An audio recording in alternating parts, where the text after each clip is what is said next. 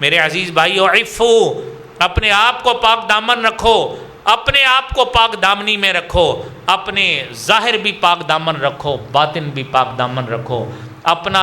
جو اعلانیہ وقت ہے وہ بھی پاک دامنی میں گزارو، تنہائیاں بھی پاک دامنی میں گزارو، اور اس میں بھی نیکیاں کیا کرو۔ میرے عزیز بھائیو، میرے نبی محتشم جناب محمد مصطفیٰ صلی اللہ علیہ وآلہ وسلم نے فرمایا تعف نساؤکم، تمہاری عورتیں، تمہاری بیویاں، تمہاری بیٹیاں وہ بھی پاک دامن رہیں گی۔ میرے عزیز بھائیو، آج اگر کوئی شخص، کوئی مرد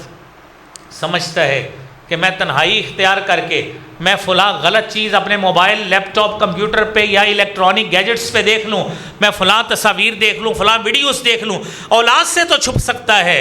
اولاد سے چھپ سکتا ہے، بیوی سے بھی چھپ سکتا ہے، شاید دنیا میں اس کو یہ موقع فراہم ہو جائے، میرے عزیز بھائیو وہ خالق و مالک سے تو نہیں چھپ سکتا۔ میرے عزیز بھائیو، علامہ ابن قیم رحمۃ اللہ علیہ اس حوالے سے فرماتے ہیں کہ ارے انسان، تو چھپ کے برائی کرتا ہے، نعوذ باللہ تو نے اللہ کو اتنا بے حیا سمجھ لیا ہے کہ ساری دنیا سے تو اوجل ہو جاتا ہے، اللہ سے تو اوجل نہیں ہوتا، ساری دنیا سے تو برائی چھپانا چاہتا ہے، نعوذ باللہ اللہ کو بے حیا سمجھ کے اس کے سامنے کرنی شروع کر دے۔